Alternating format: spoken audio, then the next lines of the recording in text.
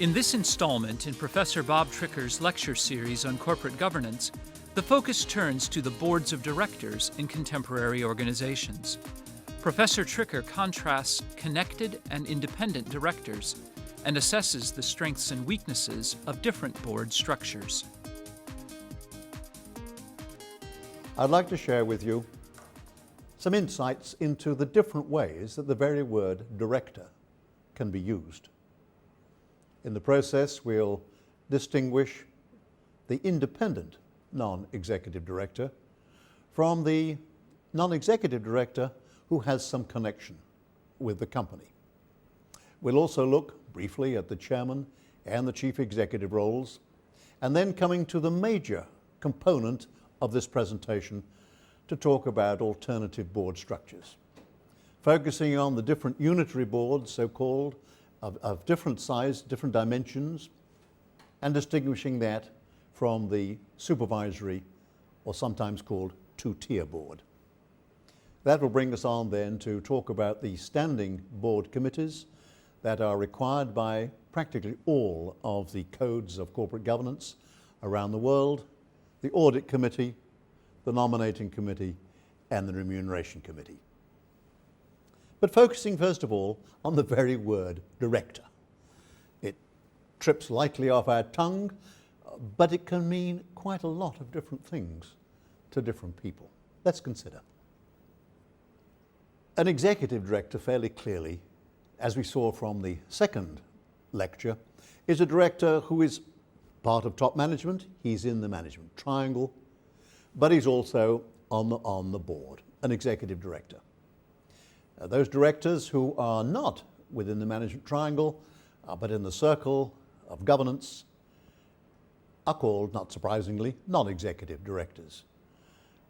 But they come into two categories: those who have connections with the company and those who are genuinely independent.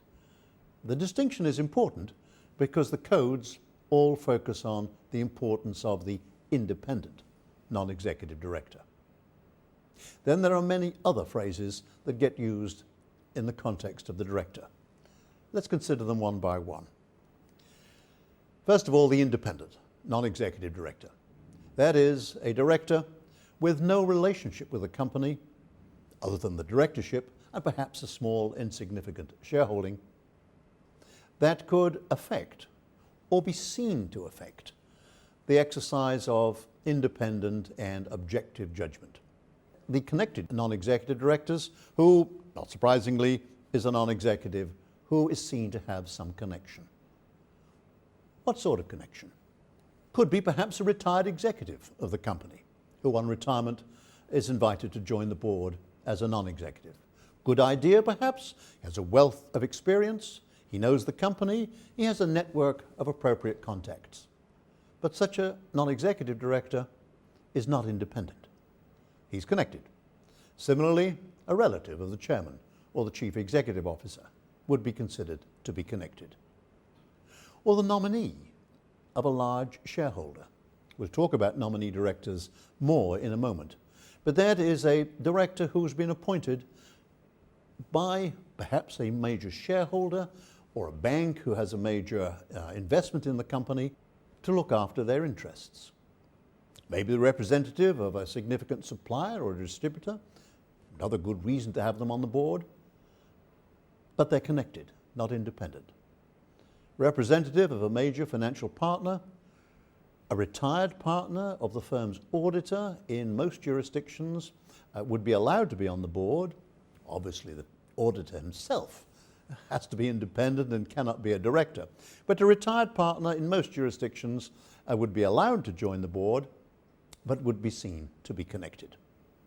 So there could be good reasons for appointing to the board an outside director with whose experience, knowledge, contacts helps the board's deliberations. But such a person is connected, not an independent non-executive director.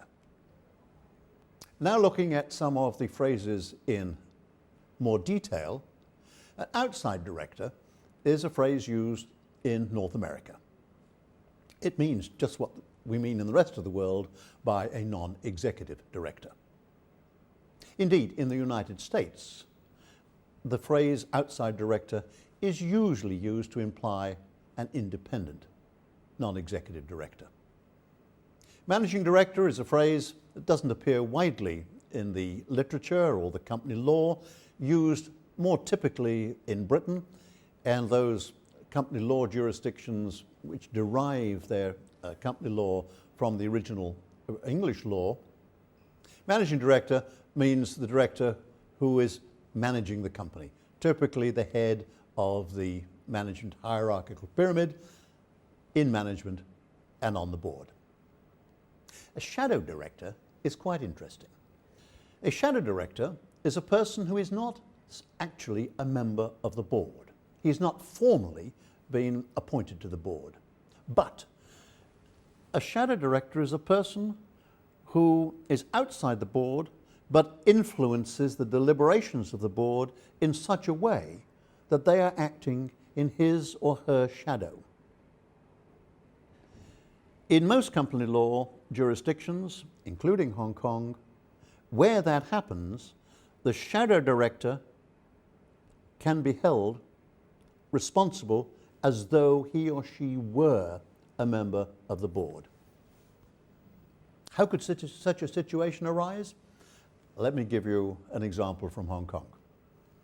In the old days, it was only necessary to disclose directors' remuneration in bands. We had 2 directors receiving monies above such and such. So many directors received monies between A and B, and the remaining directors less. The requirements were changed. Individual directors' remuneration had to be disclosed in detail.